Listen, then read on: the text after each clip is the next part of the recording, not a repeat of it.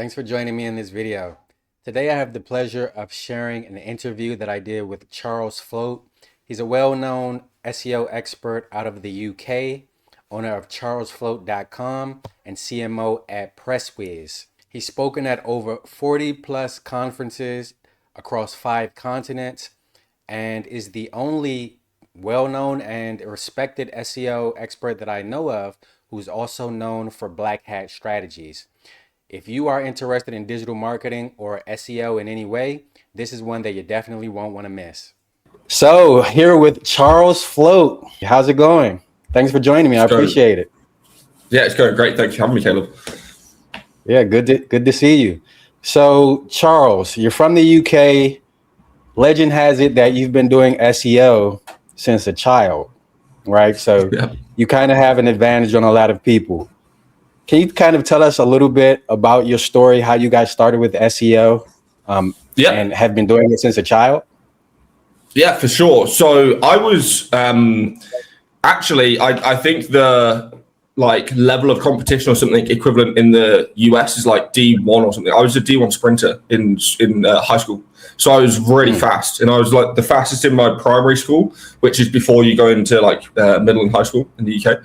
So there's like 500, 600 kids in my primary school. I was the fastest there. Then I went to high school, and I wasn't initially the fastest, right? Like you have a lot bigger competition. You go from like 500 kids to like 3,500 kids. And so I've really tried my hardest and started sprinting again and ended up being the fastest in my year. Now, I wasn't the fastest in my school because I was still one of the youngest kids. So there was older kids, 4 or 5 years older than me who were faster. And I just ended up kind of getting obsessed with sprinting. And I tend to kind of get a bit obsessive with things anyway. But that's why you're really successful. There you go. You got to have some kind of personality defects to be good at business, right? I think. Absolutely. But, so I got obsessed with sprinting, and I ended up severely injuring my right leg and basically ripping the tendon in my right leg. And that kind of, killed my sprinting career for the next couple of years. And especially during the recovery process, and when I was in hospital, I just sat on a laptop basically the entire time. And I've really moved from being obsessed with like sprinting, and I was also weirdly like obsessed with like magic tricks and a bunch of other stuff as well at the time.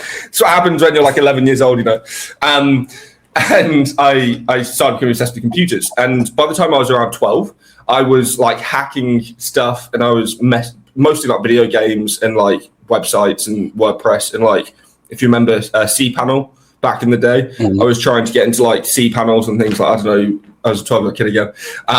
And that kind of eventually grew into like these forums and communities and stuff. And there was a bunch of SEO like sub forums and things within these hacking forums, or there'd be a marketplace and they'd be selling backlinks inside of this hacker marketplace. And as a result, I started learning a little bit about SEO, more so to do with YouTube than Google. And my mom essentially started her own business. So she started she's an accountant by trade, and she's a partner at a big accounting firm in the UK. But she wanted to start her own business because she really wasn't happy doing accountancy. So with my stepdad and my granddad, she started a furniture company. And she was struggling to make public sales. So they had a couple wholesale customers, but for direct retail sales, she was struggling.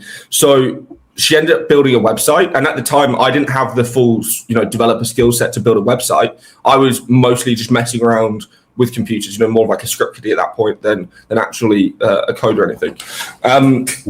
So I ended up kind of basically taking over some of the website that she ordered off another agency because they scammed her. So she spent about £40,000, which, bear in mind, in 2012, the conversion rate was like 1.8, 1.9, to the dollar. So you're talking $70,000 for a website. They then wanted another $15,000 a month for SEO on the website as well. So about £8,000 a month or something like that, about $15,000 a month for the SEO on top. And she couldn't afford that, right? She employed 4 people. That $15,000 a month was like more than their salaries.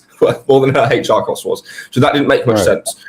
So she just came to me and she's like, look, you're spending your day on computers messing around doing God knows what, because I don't really know what you're doing, right? That was the reality back then with kind of parents that were oblivious to the internet. Can you do SEO for me? And so I said, I don't know really what it is. I'll give it a go. And a few months later, we were selling a couple $100,000 worth of furniture every single month on the website. Wow. Doing SEO in 2012 and being able to grow your mom's business that quickly. How was that? Like, how was that experience? I guess you said, I'm going to do this for the rest of my life. Yeah, to some extent. She also realized, like, you can actually do this. Like, you don't. She was conflicted, right? So when you're that age, because again, I was like, by the point the website was ranking and really taking off, I was probably like 14. And that was the point where I've already started not going to high school, basically. Right. I had like, exactly right. I had like I think a 14% attendance record or something like that across the whole year. And at some points I would come into class and my teacher would be like, where have you been for the last 2 days? And I'd be like, oh, I've just been earning this. And I'd pull out like an AdSense check or something for like $2,000, $3,000. And she'd be like, what the hell? That's more than my salary this month, you know, like what? And at some point, I do think, especially when you're younger, it's more of like an ego thing in your head. That you don't need this. Like, I don't need school. I don't need to follow these people. At some point, you shouldn't think that, and you should absorb as much as you can, because there's definitely elements of school that I probably should have followed more, and I wish I had.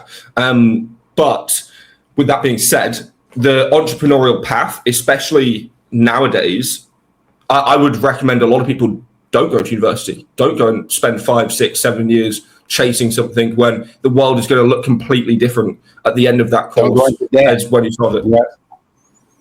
Yeah, don't go into unnecessary debt. And like you said, things are changing so quickly that you could go to school for something, and by the time you graduate, that information that you learned is outdated. Exactly. Yeah, so you've owned multiple agencies and sold multiple agencies. With that being the case, what would be some advice you'd give to someone who's like a new agency owner, just starting out? What's some advice you would give them? Sign up for therapy, maybe, or something. I think straight away, the first thing I would do is differentiate yourself, right? Like, create your unique positioning. What makes you truly unique against competitors is if you're just another local agency, there's 10 in your local area, there's thousands in your country, right? Try and figure out what it is that you can make you slightly different. Is it that your dad was a mechanic and that you know everything about cars so that you can be the mechanic's SEO, right? Is it that you can know how to do digital PR at a really high level for certain industries? Can you do really good technical SEO? Are you really good with AI nowadays, right? I would try and differentiate first, because especially when you're smaller or beginning, it's going to be almost impossible to compete at everything, right?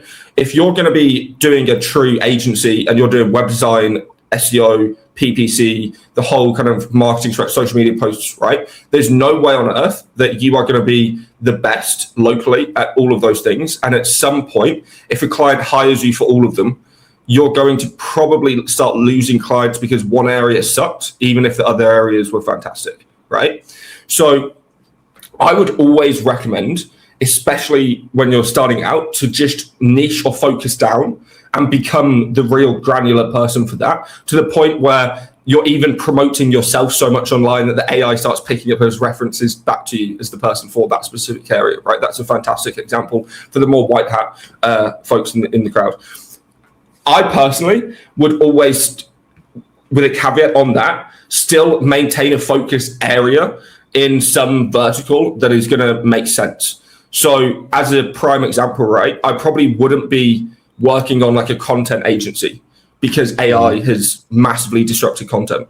And in the future, AI is probably going to massively disrupt other areas of other industries, whereas it's not going to necessarily affect things like education or healthcare and stuff like that, right? So I would try and make sure that you're positioning yourself in a unique angle, but at the same time, you're kind of future-proofing yourself against what's coming as well, because there are, as we already said about the university, there's rapid changes happening, and that will affect everything in a kind of grander scheme than just that individual small business or company. Absolutely. And with that being said, what would you say to a business that's looking to hire an SEO agency? What should they look for? I know that's a general question, but what should they know about SEO themselves? Like, what should they understand? Like, should they understand? Because, some businesses or some individuals, they may hire an SEO agency and then 2 months later, when they're not ranking at the top of Google and they're not, selling all their products like they want to, they're wondering what's going on with the SEO. Why isn't it working? Right. So what would you say a business owner should know about SEO before hiring an agency?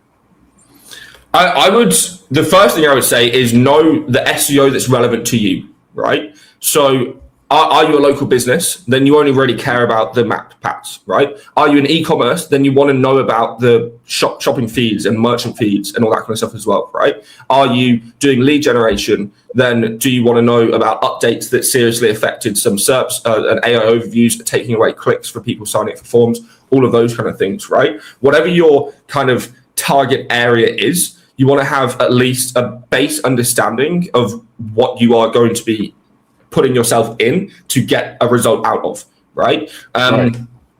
And as an example of that, it's really difficult to know because of the kind of very high levels of jargon and technical knowledge and stuff that you have to have in SEO, right? Even things like no follow, most SEOs take that for granted.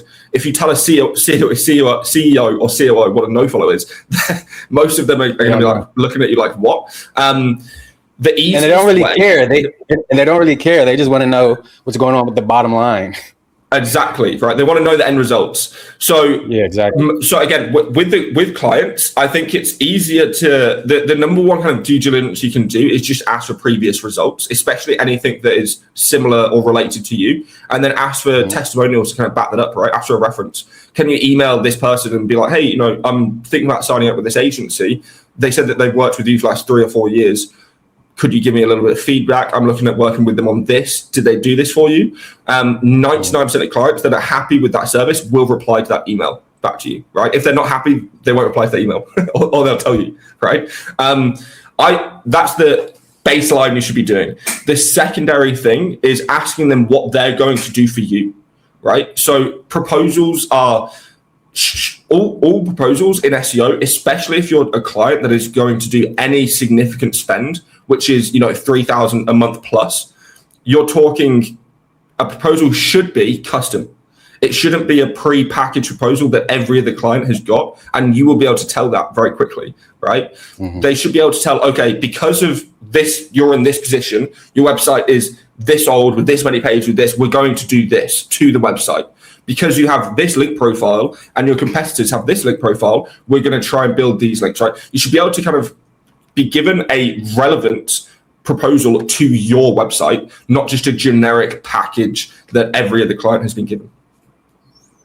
Yeah, that actually makes a lot of sense, especially for those who are investing, as you said, a substantial amount of money into their SEO. So there's been a lot of changes with SEO, with the GEO, with AEO developing over the last few years.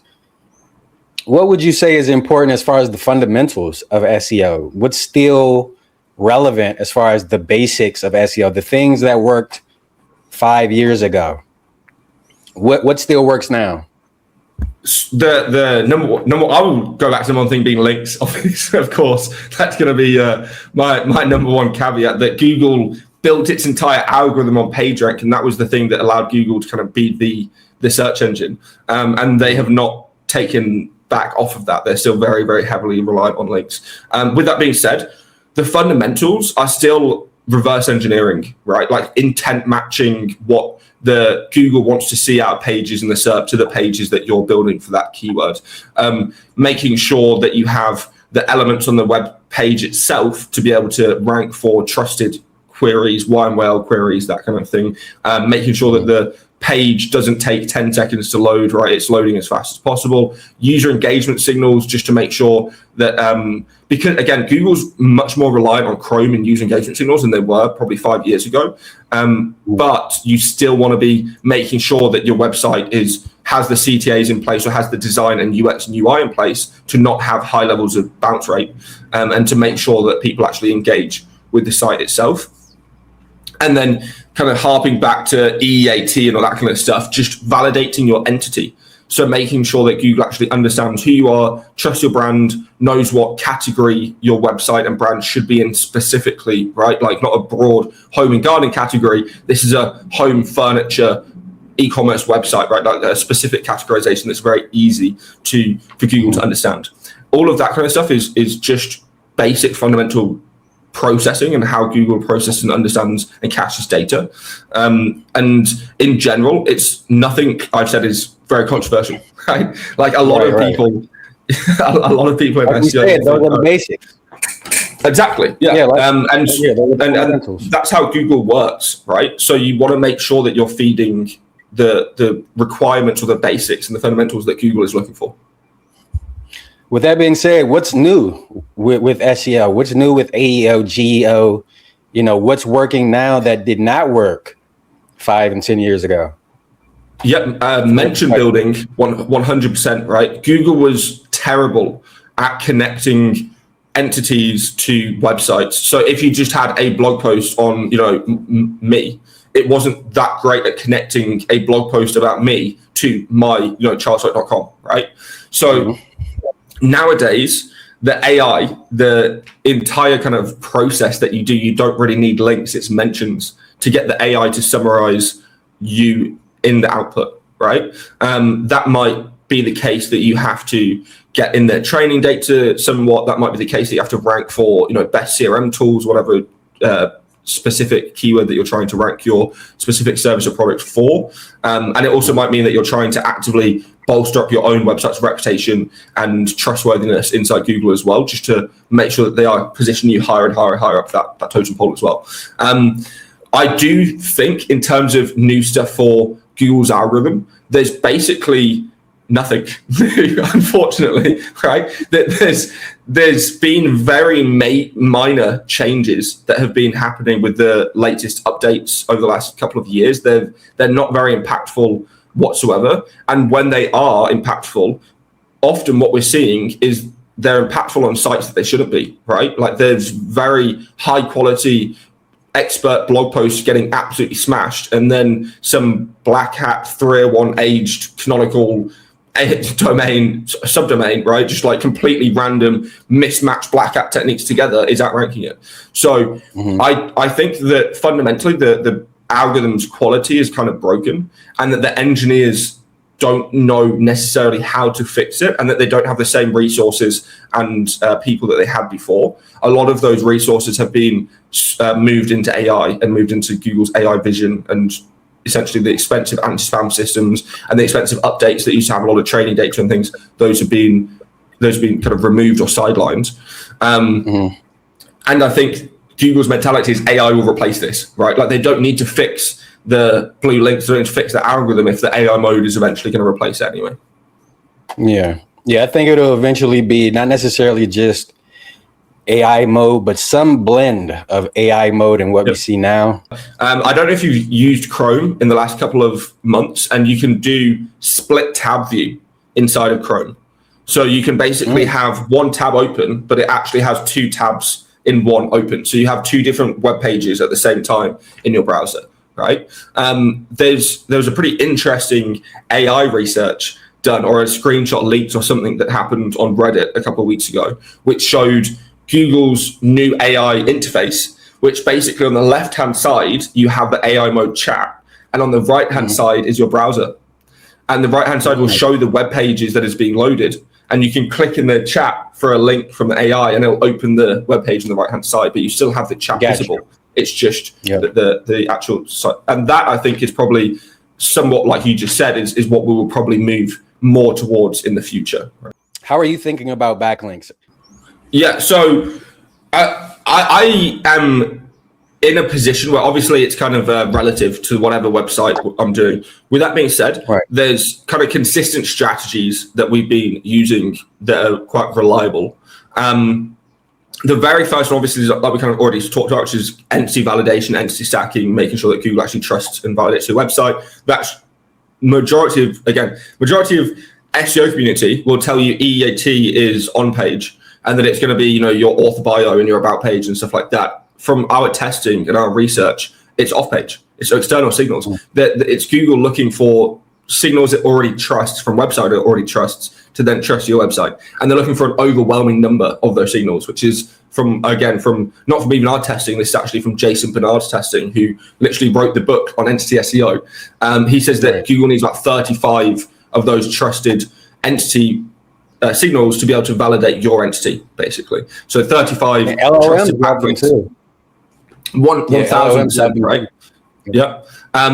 From there, link building in general, again, is quite relative, but we're seeing some fantastic results from relative pages, which basically means topically relative. So anything that is happening or current events that's happening right now. So as an example, if you're in like UFC if you're in casino or betting or like sports betting or gambling or something like that, and you wanted to rank for sports betting related queries, some of the best links out there are links about the game happening tomorrow, right? So getting links from pages that have got high levels of search volume and high levels of traffic on that day, have got high levels of social signals on the day the link goes live. We've got high levels of engagement, of search volume, of traffic, of all of these additional metrics and things. Those links are really, really powerful, and they can kind of skyrocket rankings very, very quickly because of all those additional kind of users, all those additional signals bolstered on top. In general, though, we're doing a lot of mixture of stuff, and we're trying as much as we can to overlap AI SEO into traditional SEO. So that basically means whenever we're doing a guest post or a link insertion, we're going to be heavily editing the content of that guest post, of that link insertion, to try and at least in some way influence what the AI will see as well whenever it reads that page. And hopefully across hundreds of links, we can start building a broader consensus that the AI understands, because it's caching and warehousing so many pages that we have created or edited to reinforce some of the consensus about our brand and the sentiment that we want to build about our brand as well. Okay, let me ask you, what do you think about LLMS.txt? Personally, I think it's, at least from what I've seen, it's not relevant for SEO. It is relevant for developers. What would you say? What do you think? Yeah, so there's another standard that a couple of the internet architecture community or something are coming up with, and that's the one a lot of the technical SEOs are saying is going to become LLMs.txt default or something like that, right? I don't fully see why most of those LLMs would respect a lot of the TXT files. And I personally think that they're probably going to move into more of an opt-out service where you have to sign up for their web analytics or sign up for their, GSE equivalent to AI, and then you can opt out and remove yourself inside of there. But LLMs.txt in general, all of those files, schema, LLMs.txt, all that kind of stuff, the AI models in general are better at processing like raw corpus text than they are at code anyway, or at least they were. They might be better now at processing code than they were. But all of those parts of SEO, I think, are not... I think that, again, what you said, they're not actually fundamentally part of SEO, right? They were created by another part of the internet community, developers, designers, whatever, and then SEO kind of hijacks definitely relevant for them. Right? Yeah, exactly. Yeah, and SEOs ended up kind of hijacking it, and it becomes like a buzzword, or it becomes like a bit of a hype thing, and then people just use it to kind of get social views and clicks and stuff, right? I don't necessarily. I'm pretty bullish on anything that will help an LLM and anything that you can put into training data, right? Anything that you can hopefully get in the training data long term, or anything that you can get warehoused and then referenced long term by these models. That's fantastic. I would prefer to see things like extensive PDF files than I would to see that kind of than an LLMs.txt. So for SEO purposes, in terms of AI SEO, right? So I'm talking like a gigantic 30-page PDF document about exactly how your company works, right? This is what we do. This is what we are. This is our exact service. This is the granular details about everything. This is the process. This is the machinery that we use, right? I would rather those kind of PDFs that will actually long-term feed the AI really, really hyper relevant information about your company and reinforce a lot of that. And hopefully, again, that sort of stuff also long-term helps against hallucination. So it helps the AI stop coming up with absolute bullshit about your company. And the limited information, or the more limited information that an AI has about a company or an individual, the more likely it is to bullshit about them. Like, that's what we've seen. So the more information that you can put out there into the world about that company, about that organization, about that individual, the more likely you are to get accurate information back from the AI as well. That's true. So let me ask, Parasite SEO, you have a website, right? ParasiteSEO.com, right? Mm-hmm. For those who don't know, what is Parasite SEO? And how does one do Parasite SEO without being flagged and, penalized by Google? Yep. So Parasite SEO is essentially, it's all Google's fault.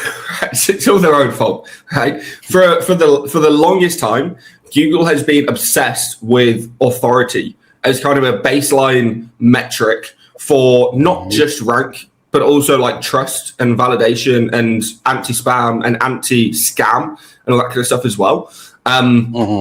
The problem is that it's actually quite easy to go and build or buy pages on these gigantic, huge domain names. And Google does give certain preferential treatment to certain domains during certain periods. As an example, last year and the year before, Reddit went to the moon, right? It just started ranking for everything. And as a result, exactly, right? Front page of Google for everything. And some people would write a blog post on, a certain topic. They would post it on their website. They would then copy and paste the title into Reddit, and that Reddit thread would outrank the original blog post, right? That's how much preferential treatment was given to that specific domain name. Parasite SEO is just the technique of abusing that preferential treatment of either the domain or the authority that the domain has, or both, which is even better, right? Like Reddit or like YouTube. To go and rank for queries that would normally take your own website significant amounts of time, resources, and cash to be able to rank for. And in some cases, you can rank for queries with 3 pages. You could create a LinkedIn post article about 2 years ago, and they would rank for loads and loads of queries across the board, right? And that's totally free. In some cases, you might need to spend $1,000 on a Reuters press release, or you might need to spend $2,000 on an article on Forbes or something like that. But you're trying to get content and pages onto these websites that Google has preferential treatment for and has authority bias for. And it allows you to kind of bypass anti-spam filters. It allows you to bypass like topical authority and niche relevancy. It allows you to just immediately rank for a lot of these things. Now, in terms of the risk side of things, the risk side is because most SEOs don't have much logical ability from what I can see, right? And that basically means that they don't see that these are heavily risky, spammy pages, and that you probably shouldn't be linking them back to your own website, right? You should just be using them to link directly to your affiliate links or directly to lead generation forms or whatever it is that you're trying to actually get the user to do, that action. Link to that action. Don't link to your own website that could be potentially risky and end up having that link go back. A manual reviewer sees the Parasite pages, sees you're promoting them, and then penalizes your website, right? Yeah, so in other words, don't link out directly to your website. Have buffers in place so that any penalty basically doesn't hurt you, right? It doesn't bring your website down. And even with backlinking in general, I think a lot of times people go overboard, sending a bunch of links to their homepage or specific pages that they want to have ranked. And I think sometimes it's best to link out to like maybe blogs or things like that and have those, link internally out to one another and pass on that authority that way, right? That's a strategy too. Now for PBNs, for those who don't know, what are PBNs? And again, how do you utilize them without being, penalized by Google? Because Google doesn't like, at least they say they don't like PBNs. They don't like, any of this stuff, right? And I know that you're known for the black hat strategies. So yeah. So PBNs are private blog networks. And to some extent, that the word blog is probably not as relevant as it used to be, because there's a bunch of people just building like way back archive websites and things like that aren't necessarily blogs, right? But essentially, it's building your own network of websites that you can get links from. And usually people use aged or expired or auction domains, or even bankruptcy and administration domains from previous businesses that had authority and trust and signals themselves and links themselves, and then they rebuild websites, or they build new websites on them, and then they use those as farms for links for themselves or for clients. Now, the risk side of that is that their homepage, they're usually homepage links. So they're going to be, you're going to have a blog post, but you're going to have the full blog post shown on the homepage, and you're going to have like 5, 6 to 10 blog posts showing all on the homepage whenever somebody clicks on it. That's where your link is going to be within that homepage. That in itself, having potentially, dozens, hundreds of WordPress homepage links pointing to your website is itself a trigger, and it could be potentially, get you devalued or penalized. But most people who get penalized from PBNs are because they're buying PBNs through a forum or through a Telegram group or through a Facebook group or something like that, right? And by definition, they're probably not private blog networks, right? They're public, because anybody in the public can go and buy them. All you need is a blackout. You don't even need a blackout word account, right? You just need to be able to go and view the marketplace. So you just need a browser. All of those are, like I said, by default, probably not really private. If you have your own private blog network where you have a few dozen websites, you're linking to your own websites or a couple clients or something like that, there's a lot lower level of risk, because you have to have a trigger event. So the trigger event for the public blog networks is that one of the other customers has probably done something dodgy on his website, or something has happened, and that's triggered his website to get reviewed. As a result, his link profiles got reviewed. They picked up all these PBNs. These PBNs are now toxic, and your link is on one of them. You now have a toxic link that is now hurting your rank, right? So it's generally not even yourself that will get yourself kind of hurt by these PBNs. It's other people on them. So that's why private and your own level PBNs are sometimes some of the most powerful links that you can get in SEO. They're just quite difficult to set up, maintain, manage, and then continually build. It's because you have to know domaining, you have to know hosting management, how Google interacts with them, the footprints behind it, actually, the content management side of things, different IP addresses, all of this kind of stuff. That's quite a lot for people to take in. And a lot of the times it's just easier to go and buy a couple of guest posts, Yeah. So for those of us who are into the white hat SEO, hey, if you don't know what you're doing, stay away from the PBNs. Charles knows what he's doing. He's been doing this for a long time. I want to ask a few questions, just kind of rapid fire, just a few quick questions. So in SEO, what is the most overrated tactic in right now in SEO? Right now in SEO, it's probably got to be like EEAT, just because people get it so wrong. Because we have done testing extensively. Changing your author bio, however much you change it, does very, very little for the rankings of those individual pages, right? Google wants you to show better context for the query. Google wants to show you better signals for the query.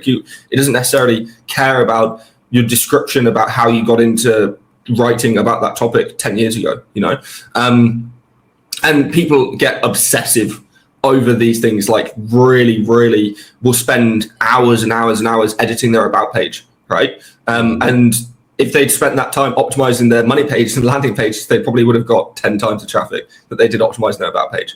So it's focus as well is probably, because people kind of they're like, okay, the audit says I need to do broken links, 404s, internal linking. I need to fix the site speed. I need to do this, that. Then they get kind of overwhelmed. Then they start having to do link building and content creation and all social media posting and so many different things that it starts to being, okay, what is the priority? What do I actually need to do to increase my rank? And most people don't know. They don't know that they don't have that fundamental intuition or ability to be able to know what the priority of these tasks should be. And to be fair, that tends to come with experience because you know, okay, I did this and I got this result. I did this and I didn't get the result I was expecting.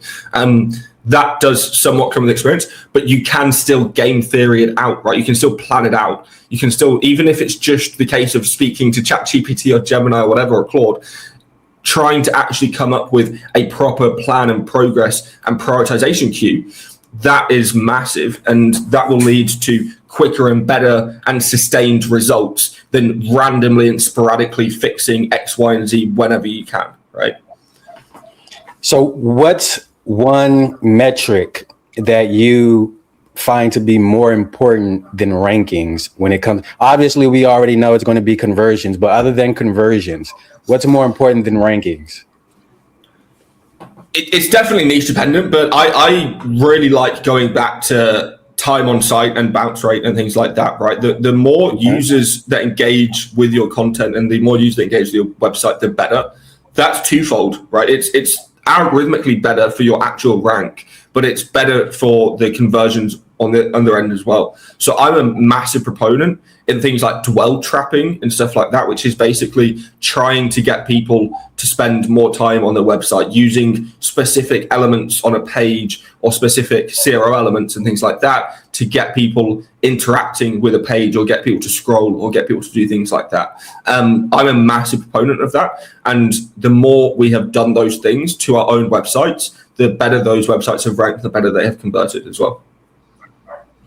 Interesting. So what's your prediction for the next 24 months in SEO, AEO, GEO? What's going to be the next quote unquote important thing, big thing in SEO? Yeah, we're going to move to a default AI mode. So some sort of system within 24 months is my likely concern. A lot of analysts and people who are close to Google are currently saying that it's going to be the end of 2026 or Q4 2026 is when they're currently trying to roll it out. I'm not 100% sure if that is the case. And there does still seem to be a lot of bugs and things happening with AO views. But I think at some point that is going to happen in the next 24 months. And that will be the big kind of cataclysmic event in SEO, or at least for a lot of people. From there, I don't see Google doing any more crazy algorithm updates because, again, they see that kind of mentality that AI solves this, and that I see AI itself becoming more involved in day-to-day. I'm already seeing some AI agents. I'm already seeing some happening with technical SEO where you can be like, okay, we have this CSV of 450 broken pages. Just give it to an AI agent who has access to the API in the back end, and they'll go and fix those for you, right? Previously, you needed a developer plus an SEO to be able to do that work. Now you don't.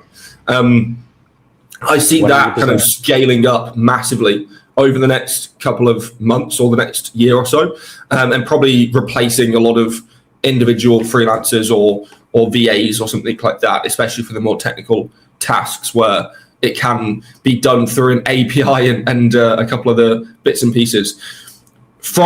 With anything else, though, I don't see much else changing. I think links, digital PR, mention building, that kind of stuff grows. I think technical SEO shrinks. And especially with coding getting better from AI agents, I think especially with a lot of improvements from like CMS level things and all that kind of stuff, I see that being disrupted more than anything. Thanks, Charles. We appreciate you thank you for joining me. Thank you for the insights. Where can people find you if people want to reach out to you, if people want to learn more about you? Yeah, so my Twitter is at Charles_SEO or X, whatever people want to call it these days, you know. Right. My LinkedIn is just Charles Float. And then YouTube, I hardly post to, but I'm going to start posting a little bit more to in the foreseeable future. And for those who want to access Charles, his links will be in the description. Looking forward to having you here again soon. I appreciate it. 100%. Thank you for having me. Bye.